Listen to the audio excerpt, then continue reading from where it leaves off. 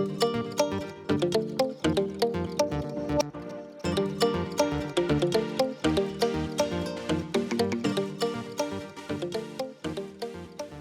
to Toyota Time with Timmy the Toolman and Sean. Today we have a special guest. His name is Richard. And what we're going to do for Richard is we're going to swap out his lower control arms and swap out the cam adjusters on his 2006 first gen Toyota Sequoia. The lower control arms that Richard bought for this job come from Solo Motorsports. These big, beautiful, beefy things right here. He's going to go with cam eliminators that are made by 333 or 333 Fabrications right here. Usually what inspires a job like this is someone has a rig and they're building it up for more punishment. They take it on some aggressive four-wheeling and they want to upgrade the lower control arms. For most people, what happens is the lower control arm bushings will wear out, and then all you really need to do is replace the bushings, and then your control arms will give you thousands and thousands of trouble-free miles after that. But if you wanted something a little bit beefier and something a little more durable, then going with lower control arms from a place like Solo Motorsports is a good way to go. I'm not usually one to encourage people to buy aftermarket stuff unless it's an improvement over OEM. And from what I could see with how beefy these things are, they are an improvement over OEM. So I approve of mods like this. If you're gonna go with some cheap Moog control arms, then that could be okay, but I wouldn't recommend it if you're gonna be doing any aggressive four-wheeling. For around town driving, I guess Moog would be fine, or other aftermarket suppliers, but I wouldn't do any aggressive four-wheeling with Moog control arms. I just wouldn't feel confident in them. And then when it comes to these 333 or 333 Fabrications Cam Eliminators, the reason why people do this is if your front end takes a hard hit on the wheel, sometimes the cams can move and come out of adjustment, and then your alignment is totally messed up until you can get back to an alignment shop and have them dial it back in. So these cam eliminators is a way to go. The one caveat is when you go to those, you lose some adjustment for your alignment. And so that limits what an alignment tech can do for you at the alignment shop. And you have to just know that going to something like this, you lose some adjustment. All right, with all that said, we're gonna get out to the rig and we're gonna get started with this job. For this job, you're gonna wanna get your skid plates out of the way. We're not gonna show it because there's so many different variations of stock skid plates, aftermarket skid plates, and if you are gonna tackle this job, I'm hoping you know how to get your skid plates off. If not, learn how to take your skid plates off, because that's about as basic as it gets. So we're gonna get the skid plates off and we'll go to the next step after that. All right, we have the vehicle jacked up, supported on 6-ton jack stands on both frame rails. We have the parking brake set really tight, and we have wheel chocks behind the rear wheel so the vehicle can't move. Ideally, it would be better to have this on level ground in my garage, but his Sequoia is so high, his roof rack was gonna hit my garage, so we couldn't do it inside the garage. The next thing we're gonna do is get the wheels off. And we're gonna do the same with the other side.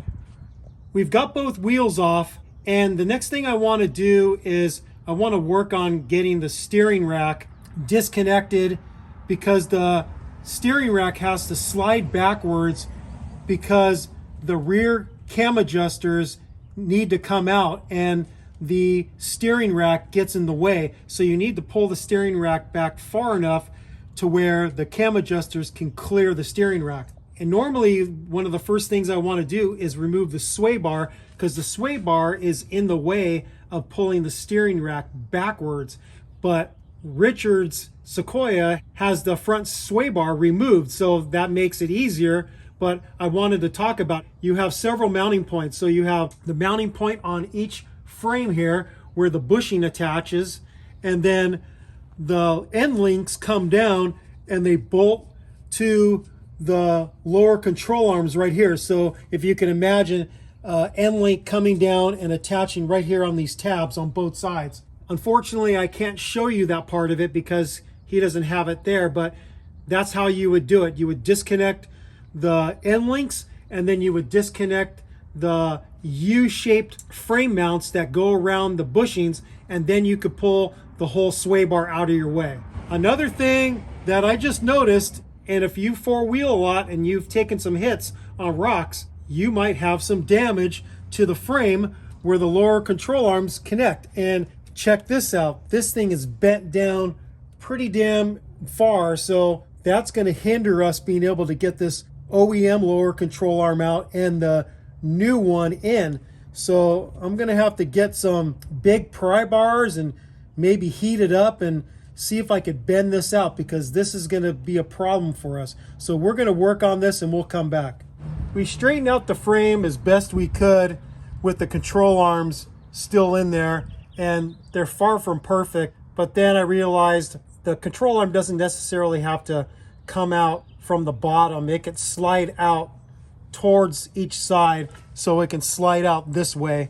And then once we get the control arms out, we can get in here better with a crescent wrench, is usually the best tool, and grab it and just bend these tabs out further.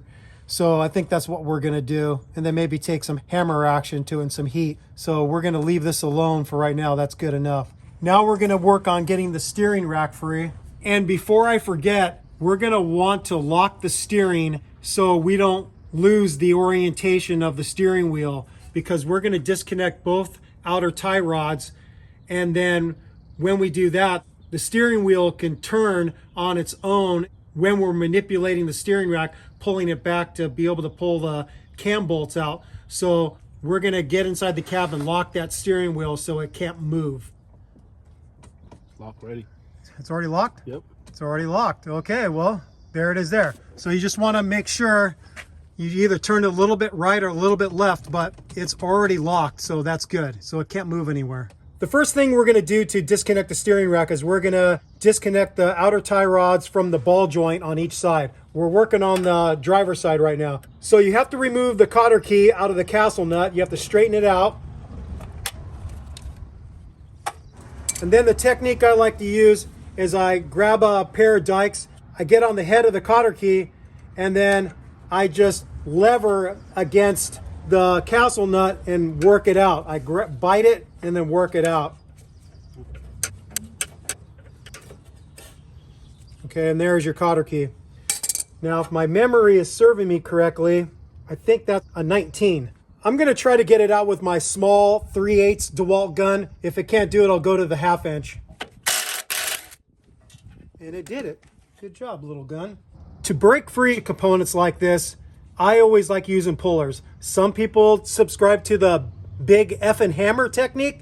I don't like that technique. So with my 2-jaw puller, I have the tines in between the ball joint and the boot of the outer tie rod. You don't want to capture the boot, because then you'll tear it and then you'll be forced to replace your outer tie rods. So that's in there good. And now I just got to get on here with a wrench and tighten the screw rod, and then it'll apply force and break it free. All right, I'm going to start tightening this down, and depending on how long this thing has been connected will determine how much force is going to be released when you get it free like that. So I could tell that this has probably been disconnected not too long ago. Is that correct? Mm-hmm. Yeah. We're going to do the same technique on the other side. We've got both outer tie rods disconnected from the ball joints. Now we're going to work on disconnecting the steering rack from the front cross member. It attaches at 3 points. On the passenger side, you have this U-shaped collar that captures the bushing with a bolt and a nut.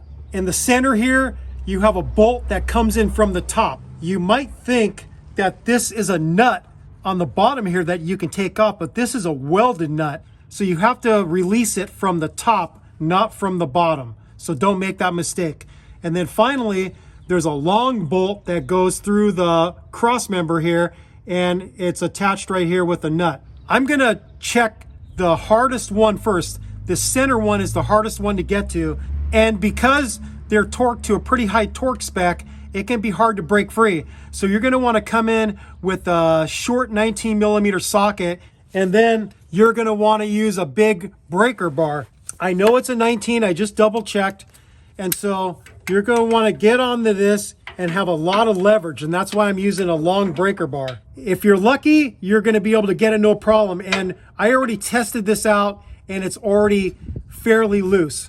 It's not going to be hard for us, but you definitely want to go for this one first and see if you can get it. And if you can't get it, then you might want to hold off on the project, because this might be your nemesis right here. So, yep, it's turning no problem. And now I'm going to switch to a regular ratchet and get it out the rest of the way.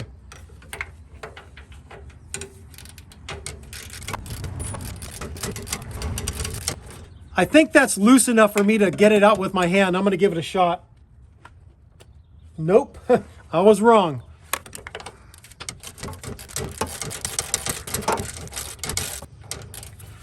Let's see if I can get it now. Yeah, I can get it with my hand. And here's the bolt. And you really want to pay attention to the bolts and where they go, because this bolt is similar to the bolt that attaches this collar on the passenger side. So just keep them separate and make sure you don't mix them up. I'm next going to take off this collar on the passenger side, and just so I don't mess up and try to get the collar on backwards, I'm just going to put an arrow pointing up so I know that's up and this is down. And those look like 19s. I'm going to zip those off with my Milwaukee gun.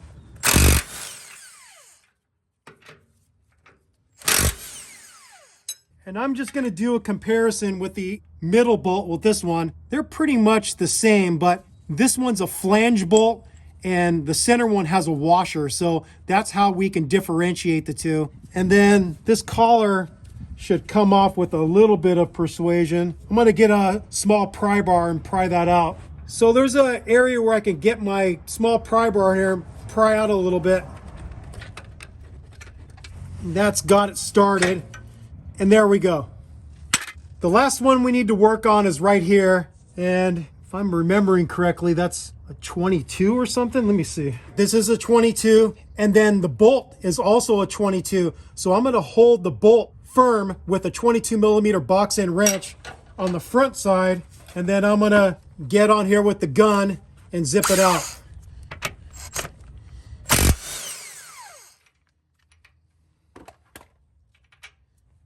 All right, so that was the last fastener. The last thing we want to do to enable us to be able to slide the steering rack back far enough is on the inside of the passenger side frame rail, there's a bracket that locks the power steering lines against there. And so if we release that bracket, that will allow us more movement to the rear to be able to pull it out far enough to get the cam adjusters on either side out. The bracket I'm talking about is right up here on the inside of the frame rail. So we're on the passenger side. I'm going to go up, and then you can see it right there. It's a 12 millimeter bolt. I'm going to get on there with my 3/8 flex head ratchet and a short 12 millimeter socket, and I'm going to loosen that. I've got it broken free. I'm going to switch to my little shorty ratchet.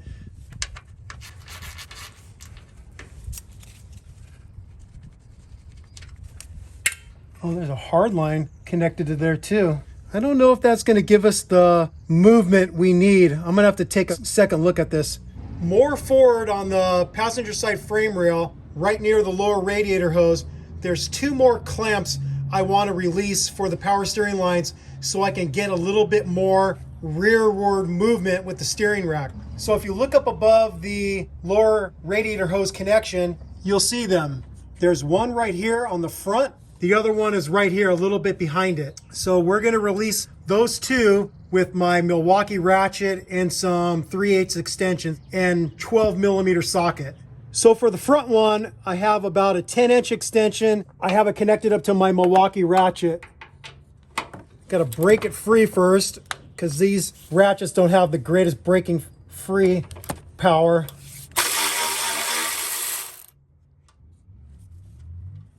Okay, there's that one. And then I'm going to switch to a shorter extension for the rear one.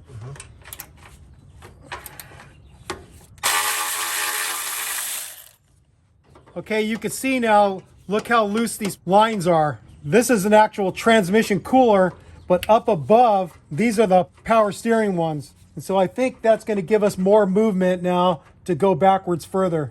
Now we're going to test to see how far back we can get this. If you keep the bolt in here, the steering rack hits the pinion flange of the front differential. So you got to get the bolt out of the way. So I'm going to tap it backwards with the plastic mallet. And if you have aftermarket polyurethane steering rack bushings like he does, you're going to have this big washer in between the steering rack and the cross member. So don't lose that. And then I'm going to pull this backwards and see how much movement I get now. I think that might do it. Yeah, I think we're going to be able to get both of them out. So I'm going to slide it back into the frame for right now.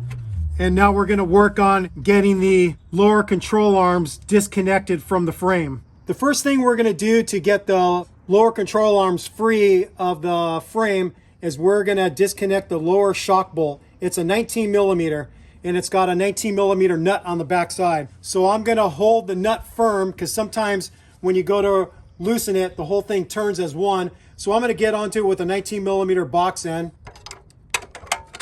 And then on the front, I'm going to use my Milwaukee impact gun to zip it out. Okay, the nut's off. There's a washer on the back. And that thing's pretty locked in there, so I'm not going to bother with that just yet. I'm going to work on the next step, and that's disconnecting the lower control arm from the lower ball joint. It's got a cotter key and a castle nut that we have to remove, and then we're going to get a puller on here and break it free. So just like the outer tie rods, straighten out the cotter pin and then lever it out with your dikes.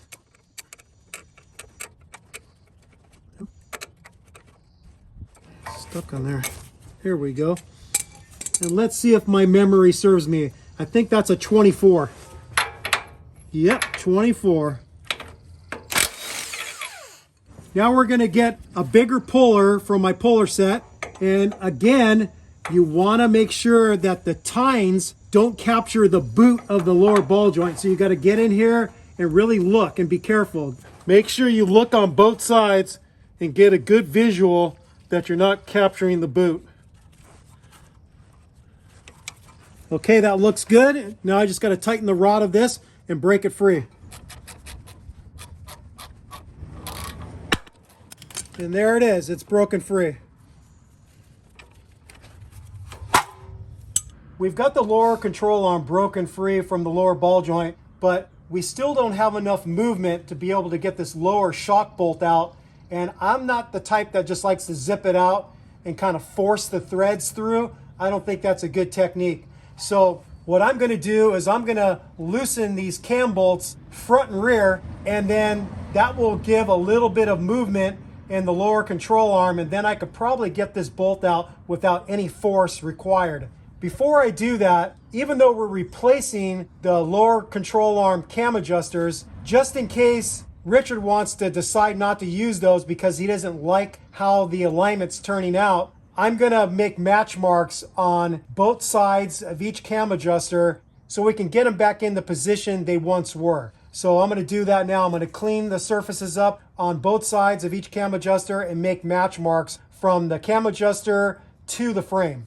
So this is what I'm talking about with match marks. I have a match mark on the cam adjuster carrying it over to the frame, and then I want to label these. So I labeled this one passenger front, and then the one in the rear I labeled passenger rear, PR. And I have match marks on both sides. This is a 22 millimeter, and I'm gonna zip it out with my Milwaukee gun. On the back side, I'm gonna hold the adjuster with the 19 millimeter box end.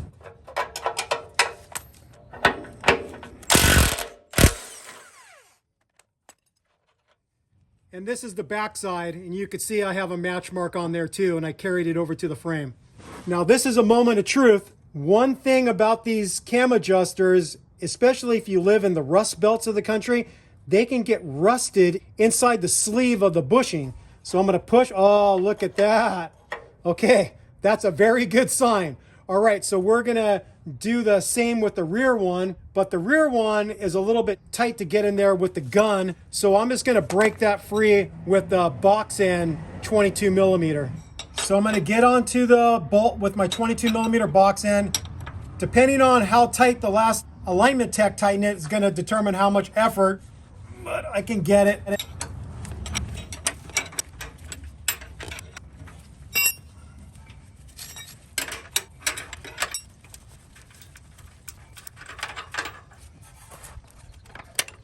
Okay, I pulled the adjuster off on the back side. I'm gonna try to sneak this bolt out. Okay, got the bolt out. Let me push on this and see if this cam adjuster is gonna come out. Oh yeah, nice. Okay, we at least know on the passenger side that we're working on, we're not gonna have to break the Sawzall out and saw out cam adjusters.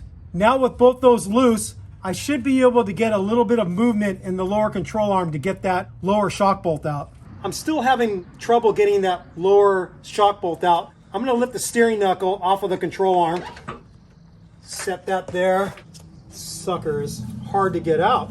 It looks like I'm just gonna have to use some force and hit it with a punch on the back side and knock the bolt out this way, because I'm not getting the movement that I thought I would by loosening the control arm.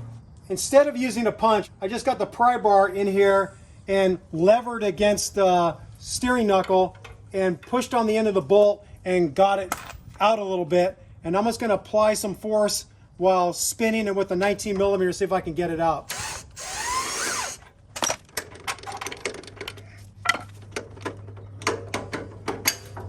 That's gonna be fun to get back connected, but we'll get it. So now we're pretty much ready to get the control arm out. I'm gonna remove the cam adjuster. And I'm gonna make sure I put these back with their respective ones in case, like I said, he decides to go back to these OEM ones. He has them. And then I'm gonna do the same with the rear.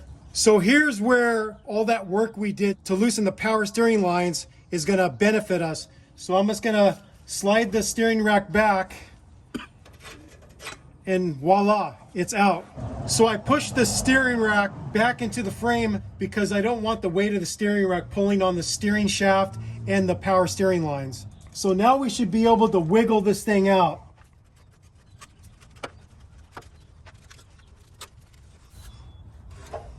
And there it is. The lower control arm is out. Analyzing this lower control arm, this front connection, you could see it got bent. So this control arm took a hit too, and by looking at the frame right here, I can see that it's bent in a little bit right here. So both sides took hits when he went wheeling somewhere, maybe the Rubicon. So we're gonna have to straighten this stuff out with most likely a crescent wrench to just bend these things out a little bit. So we've got the passenger side lower control arm out. Now we're gonna jump over to the driver's side and get that one out. Same process, we're not gonna show it. Before I jump over to the driver's side, I just want to show you how I plan on straightening out the frame. If you grab a crescent wrench and you get the jaws around the metal, it works as a very good levering tool to bend it. So I got it captured and I'm just bending it out. And I could already tell that's a lot straighter. So it's still a little bit bent over here. So you get the idea. If you have some frame damage here, you can do it with a crescent wrench. And you're struggling, maybe you could heat up the metal a little bit with a torch to make the metal a little more malleable. So what I have Rich doing right now is we're gonna clean up the insides of these frame mounts with some brake cleaner and some rags, because we just want it nice and clean for the new control arms. One thing that I just noticed with Sequoia lower control arms is the front connection is wider than the rear connection. So you have two different length cam adjusters. So this is nice. If you forgot to mark them, you can still figure out which is which because they're different lengths. On third generation 4Runners, which I'm most familiar with, the cam adjusters are the same length. So that's why I wanted to make sure that I marked which side they're coming from, like this, driver side front. So that's something to note. All right, we have the frame members nice and clean, ready for the new control arms. We went to the Solo Motorsports website looking for some instructions on putting the bushings in, and unfortunately, all they have for instructions is some guy called Mo Mahidi. He's got like 1,400 subscribers, and they're using his video as the tutorial. So you have two different size bushings, a short one and a long one, and you have two different length ends on the control arm. So this guy Mo said for the short side, you put the longer bushing from the outside and the smaller one on the inside. But then when he's showing this, he doesn't even talk about it. And it almost looks like he went with the longer one on the inside and the shorter one on the outside. And I don't know if it makes a difference or not, but there it is there. Another thing I noticed is that with the short side, it's going to take up all the material and there's not going to be a gap. When you look at this side, there's a gap between. So I don't know why Solo Motorsports didn't just make another longer bushing to where these mate up all the way. I think that might have been nice, but they maybe decided it's not important. So based off of what that guy Mo said, I'm going to go ahead on this side and put the longer one on the outside and the shorter one on the inside here too. Because like I said, he doesn't mention the orientation for the longer side. For these bushings, when you install them, you don't want to put any lubricant on this surface because you don't want the bushing to be able to spin inside here. What you want to be spinning is the sleeve inside. So you're going to lubricate the sleeve and you're going to lubricate the inside of here. And because you have two different length sides, you have a longer sleeve and a shorter sleeve. Lubricate the sleeve, lubricate the inside, and then you slide it in. And so that's what we're going to do now. So I'm going to put the longer bushings on the outside. They might need a little persuasion. I'm just going to tap this in with my plastic mallet. I'm going to get the short side in now. And that one just went in with my hand. I'm going to get another long bushing coming from the outside. And that one slid in nice. And then get the shorter one on the inside. Okay, there it is there. And then what I'm going to use to lubricate this is some silicone paste. So I got this Mission Automotive stuff, and I'm going to lubricate the inside of both bushings really well. Okay, you get the idea. I'm just going to lubricate the inside of the bushings really well with the silicone paste. I was starting to run out of my Mission Automotive silicone paste, which is a dielectric grease, but I remembered I had this CRC dielectric grease, so I'm using this now. And I've got both sleeves and all four bushings lubricated really well. I'm going to take my longer sleeve first and get it started. Try to. Okay, that's started in there. Then I'm going to just tap this in place. Actually taking quite a bit of force. Just like I thought, when it hits this bushing, it's starting to push it out. I'm going to move this over to my bench vise to support the bushing while I drive the sleeve through. I have the inside bushing resting on the top of my Yoast bench vise, and then now I'm going to keep on driving the sleeve through.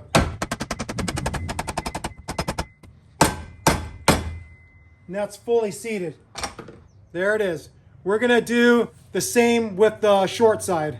We've got the short sleeve installed, and we're going to pound this one in. And that one's in. Another thing that's interesting about these control arms is they don't have washers that go in between the bushing and the frame member. That's what I'm used to normally seeing working with Total Chaos, Camberg, whatever. Or if you replace your lower control arm bushings and put poly bushings in, they usually have a washer that goes on either side. But with this bushing setup from Solo Motorsports, the bushing is just going to be rubbing right up against the frame. I don't know if that's a concern or not, but it's something to note. So we got this one done. We're going to do the same with the other one. So now let's talk about these 333 or 333 cam eliminators. You have the plates, you have the bolt with the nut and two washers, and that's pretty much it. These come bare steel, so Rich painted these. If you wanted to make them really durable, you would powder coat them, but he just shot these with a rattle can paint. And the way they'll go in is you're gonna slide it from the outside going in. So you have a washer, and then you slide it through the plate. And then on the back side, on the other side of the control arm, you're gonna slide another plate. And then you're gonna have a second washer, and then the nut. And this is a nylon lock nut. This is where I think it gets a little bit tricky, because you're gonna have to lower the vehicle to the ground, maybe roll it back and forth a little bit, and then you gotta see what your wheels are doing. And then if you see that you didn't get lucky the first time, then you're gonna have to pull the bolt out far enough to where you can clear the frame tabs, and then you could switch the position and try a new position and lower the vehicle to the ground and keep on doing that to where it looks like it's drivable. And so he can then get to an alignment shop in the next day or two and get the thing aligned. We're now ready to get the control arms onto the vehicle. Here we go.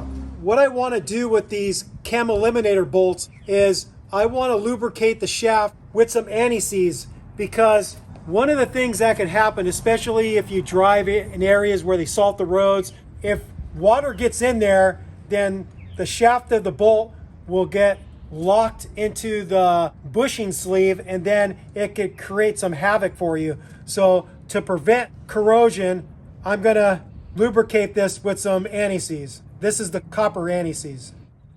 Okay, that's ready to go. So I'm gonna get the control arm, slide it in, hopefully.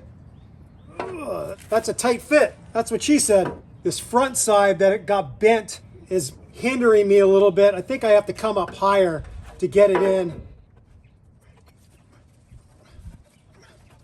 I might need some persuasion with a plastic mallet to drive this in there. It's a little bit tight. So I'm gonna persuade it with the plastic mallet. Sucker. There we go. Oh, there we go. Got it through. And I'm gonna come in with my bolt, get it lined up.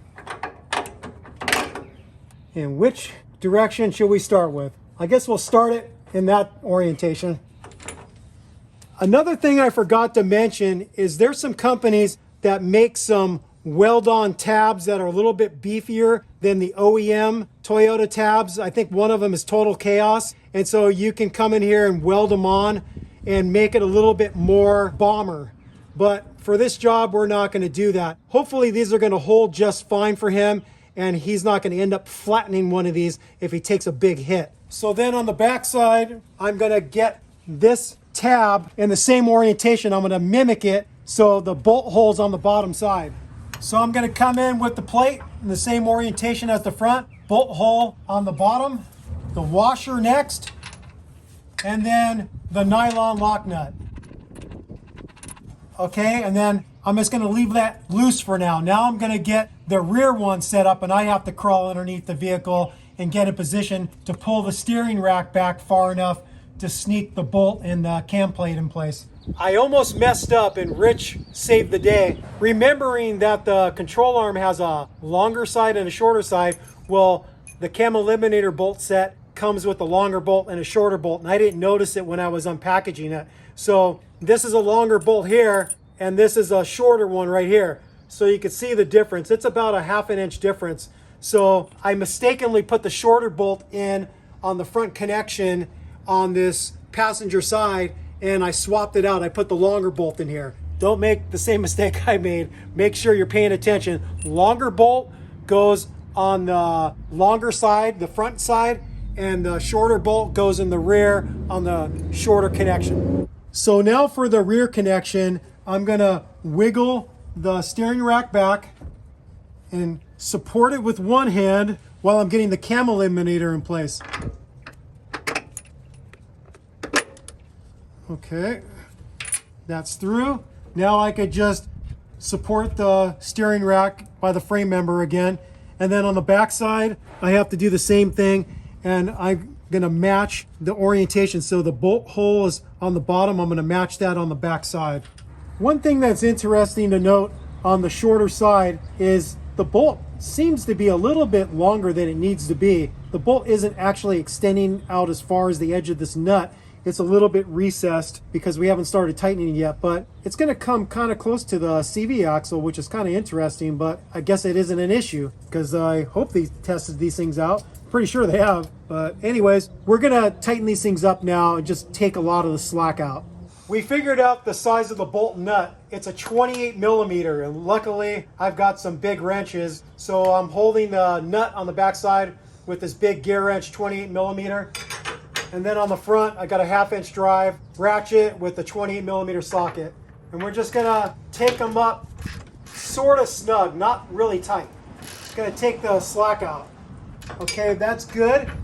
And then I'm gonna work on the backside. We don't want to tighten these until the weight of the vehicle is on the wheels, and then we want to torque them to spec. So for right now, I just want them snugged up a little bit.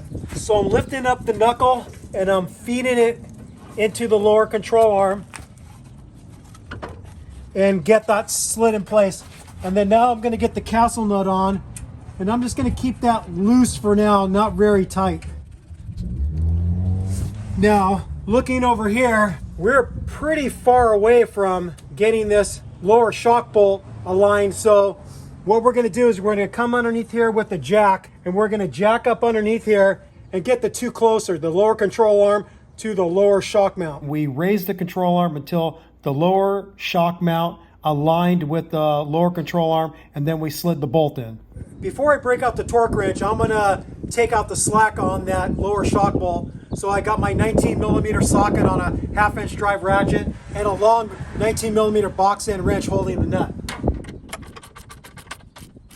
Okay, all the slack is out. Now I'm gonna switch to my big CDI torque wrench set to 100 foot-pounds. 100 foot-pounds.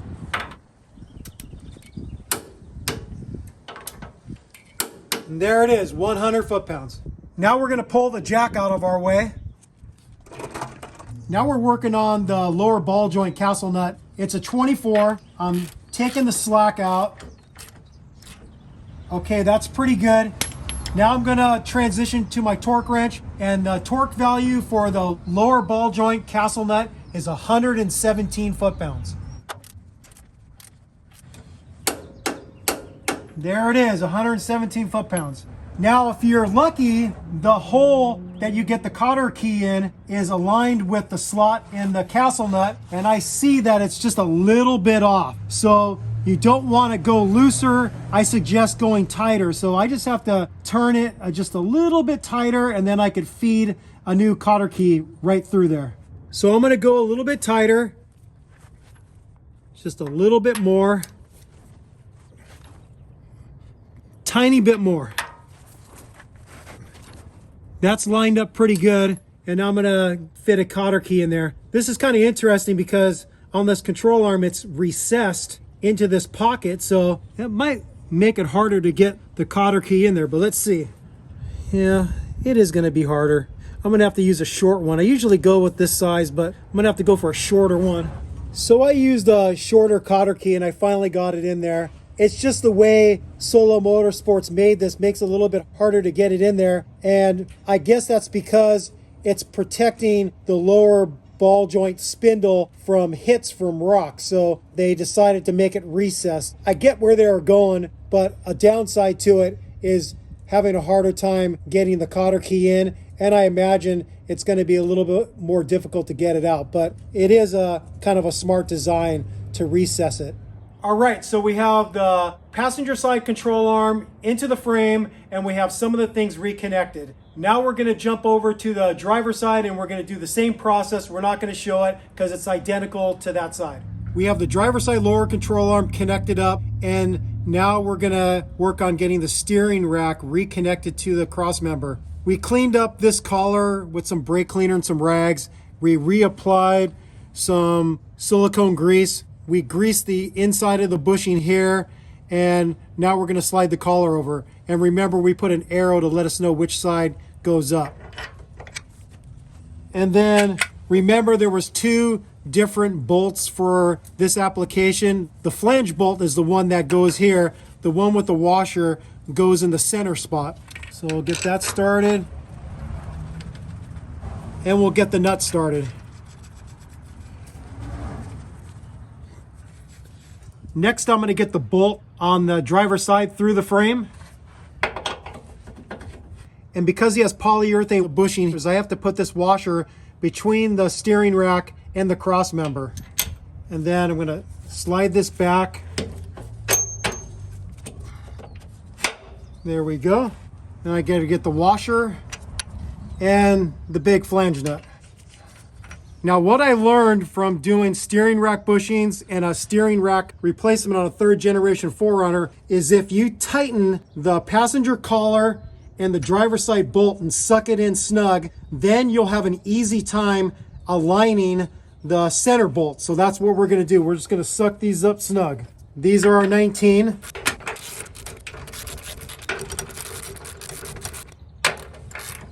Okay, those are pretty snug. I'm going to switch over to the driver's side and I'm going to get onto this with a 22 millimeter and snug this up. And I'm going to hold the head of the bolt on the front side with the 22 millimeter box end.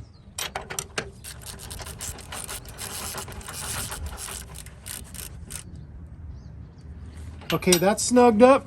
All right, and if my technique works, I should be able to come in from the top and start this middle bolt, no problem. Just like downtown. We're gonna torque the long bolt and nut first. The spec is 96 foot-pounds. That's it, 96 foot-pounds, that was easy. We're working on the middle bolt. The torque spec for that is 122 foot-pounds. I've got a short 19 millimeter socket on my torque wrench, and this is the hardest one because of the tight access with the oil pan of the transmission in the way. But it can be done. Just a little bit hard to get the leverage too. We're gonna put the camera down. I think this is a 2-person operation because I'm worried about the socket coming off the head of the bolt. So I'm gonna hold pressure on it while he works the torque wrench and we get it to the spec. So we're gonna stop filming. We got this center bolt pretty damn tight with the two of us, and the torque wrench never clicked, and we were cranking on it pretty darn hard. So we gave up and just left it alone. It's super, super tight, and it's probably over the spec. I don't know why the torque wrench wasn't clicking, but it might have something to do with the orientation. And then this collar on the passenger side, we got those to 122 foot-pounds too. So now we're done with tightening the steering rack to the cross member. Now we're gonna work on getting the outer tie rods reconnected to the lower ball joint. All right, I'm gonna slide the tie rod into the ball joint, then get your castle nut started. These threads are a little sticky, so it's gonna be interesting if I can suck it up without the ball turning in the joint. If that happens, we're just gonna get our jack underneath it or put some pressure on it. Yeah, it's spinning. It's spinning? Yeah. Yep, the whole thing's spinning. So when that happens, because the tie rod is a taper fit into the lower ball joint, if we put pressure underneath this with a jack, then that will push the tapered shaft into the ball joint and hopefully it'll hold, and then I'll be able to tighten this up.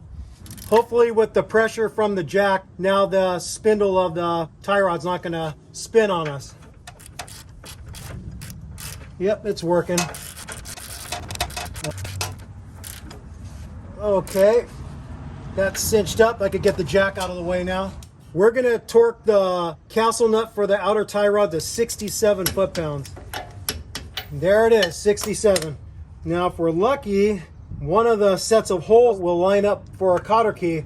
There's 2 holes in the tie rod and it looks like one of them is gonna line up nice. So we got a new cotter key in there, just gonna bend it over the top. And that's good to go. Now we're gonna do the same with the other side. The next thing we did is we got the 3 bolts that held power steering clamps onto the inside of the passenger frame rail. We didn't show it because we know if you got them out, you can get them back in, and we just tighten them by feel with our torque elbow.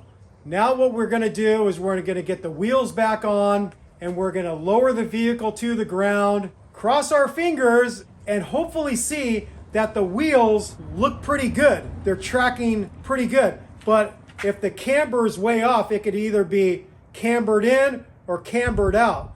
The toe isn't going to change because the toe is set with the tie rods and we didn't mess with the tie rods. But definitely the camber and the caster could be way off depending on how we currently have those 333 cam eliminators. So we're going to get the wheels on now. So this is how I like to get wheels back on. I sit on the ground, I wedge my forearms on the insides of my legs, and then I just kind of force up with my legs and my arms and slide it up. This way you're not hurting your back leaning over, try to lift it up. Okay, we're gonna get the lug nuts on. You don't need to see this. All right, we have both wheels on, the lug nuts snugged but not torqued to spec yet. We're gonna jack it up and lower it to the ground, cross our fingers and hope that the wheels look good. If not, we're gonna have to make some adjustments with those cam eliminators. It doesn't look too bad. Okay, Rich is gonna start it up. He's gonna roll down the driveway, roll back up, and we're gonna see how these wheels are aligning. Yep, they're cambered way, way out. Okay, we're gonna have to jack it back up and adjust those cam eliminators. Come on forward. Actually, it changed. It went camber in. So we're gonna have to work at this and figure this out. So these cam eliminators are a little bit of a pain in the butt. We started off with all of them in the same orientation with the long side facing up. And when we set the truck on the ground and rolled back and forth a little bit, it didn't look right. So we're now trying this position with the longer side facing outward on all 4 cams. And so now we're gonna get the wheels back on and then we're gonna see what that looks like. But when we did it with the original position with the long side facing up, when we roll forward, it would camber in. When we roll back, it would camber out. I've seen that after doing jobs replacing lower control arms, but this is a little bit more problematic because we don't have match marks to line up with where they were before. We're just kind of guessing and hoping that we can get it good enough to where he can drive home. Okay, we're gonna get the wheels on and try this position. So in the new position, they seem to be staying cambered out. And so we're gonna try the last position possible, and that's by flipping them 180 degrees to where the long side is facing inboard, and we'll see what that looks like. So we're gonna jack up the vehicle again and get the wheels off and make the adjustment. We tried the eliminator plates with the long side facing inboard, and that was the worst yet. Now the question is, can we have one maybe neutral and then one with the long side facing outboard, and that would dial it in better? Because we've tried every position and we found that with the long side facing outboard, that was probably the closest, but it still doesn't look right. So we have to make a decision how much more trial and error we're gonna do before calling it a day. But we're gonna do a little bit more. So here's the next thing we're trying. We're going back to having the longer side facing outboard. And then on the back cam, we're going neutral. And we're gonna see what that looks like when we lower the vehicle to the ground. And if that doesn't work, then maybe we'll go neutral on the front and having this one with the long side facing outboard. Okay, here we go. All right, with the new orientation, with the rear cams in neutral and the other ones pointing outward, both tires are towed out. So that's not gonna work. So now what we're gonna try is we're gonna go neutral in the front and then the back's pointing just like in this orientation with the long side facing out, and we'll see what that looks like. It's been an exhausting day. So we're now gonna torque the cam adjuster bolts to 110 foot-pounds, and we're not gonna show it because I don't feel like showing it. So we're gonna lock those in, torque the front wheels to 85 foot-pounds, and then he's gonna take it for a test drive, and hopefully he's gonna say it's okay enough to get him home. So this is how the cam eliminator plates ended up after the alignment tech did his work. On the passenger side, the front one stayed neutral. On the rear, the tech moved it from the positive position to neutral also. And then when you jump over to the driver's side, it's the same thing. Neutral on the front plate and neutral on the rear plate. So it ends up our very first position we tried with all the Cam Eliminator plates was the right position to put them all in. But when we looked at how the wheels were tracking, it didn't look right to us, and that's probably because an adjustment to the outer tie rod was needed also. So if you look at the alignment sheets here, you can see where the numbers were before and after, and you can clearly see that the alignment tech was able to get the alignment within spec. So we recommend neutral for all the Cam Eliminator plates, and then get to an alignment shop to where they can dial in the toe with the outer tie rods and get your alignment in spec. All right, we are all done with this job. As you saw at the end of the video, this story had a happy ending. Richard was able to bring his rig to an alignment shop, and the alignment tech was able to dial in the alignment really well. I have to admit, I was very pessimistic about the ability of a tech to get the alignment correct with only 3 positions available with those 333 Fabrication Cam Eliminator plates, but he was able to do it, and that's cool. When it comes to a job like this, the number one hang-up that you might encounter is you might find that one or more of your cam adjusters might be locked in to the bushing, and then no amount of pounding with a hammer or applying heat is going to get that sucker out. It's locked in there good. So what you do is you get a reciprocating saw with some good blades, and you cut in between the frame and the bushing on either side, and now you can free the control arm of the frame. If you'd like to see a video of how to use a reciprocating saw to cut out the cam adjusters, click on the link above and you can see us using that technique on a 3rd generation 4Runner. If you were doing a job like this because you just wanted to replace the bushings on your lower control arms, then we have a couple videos you can use for that. The first video is you can put a bottle jack in between the arms, you apply some force with the bottle jack on one of the bushings, you apply some heat with a butane torch, and that should pop the bushing out. So if you click on the link above, you can watch us using that technique with a bottle jack on a 3rd generation 4Runner. Another technique that you can use to get the bushings out is you use a bearing splitter in conjunction with a press sleeve, and you get it on a 20-ton press and you press the bushings out. So if you click on the link above, you can see us using that technique to get the bushings out. When it comes to the Solo Motorsports lower control arms, I'm sure they're going to serve Richard very well. They look to be very well built, very sturdy, and well designed. I'm sure if he took a hit with a big rock on one of those, it's going to fare a lot better than if he took a hit on an OEM lower control arm. So I believe Richard made a good purchase by buying those Solo Motorsports lower control arms. They look to be very nice. One thing to note about the bushings for the lower control arms, I did put a call into them, and it ends up that we technically should have got 6 long bushings and 2 short bushings. But after talking to one of the guys there, because we have a gap on the long side in between the bushings, it's not gonna affect anything. It's not a big deal. But in a perfect world, we would have got the 6 long ones and the 2 short ones. So I just wanted to clarify that, because earlier in the video, I was wondering why one side had a gap and the other side didn't. And that's why we didn't technically get the right complement of bushings from Solo Motorsports. This was the first video we ever did on a Toyota Sequoia, so I hope you enjoyed it, and I hope you learned something. With all that said, we thank you for watching Toyota Time with Timmy the Toolman and Sean and special guest Richard. Thank you for watching. Thank you for subscribing. If you haven't subscribed yet, click that subscribe button and also click on the notification bell if you want to be notified when we put up new videos on our channel. Peace out. Happy wrenching, sick mods, and sick lower control arm installations on a 1st gen Sequoia. Bye-bye.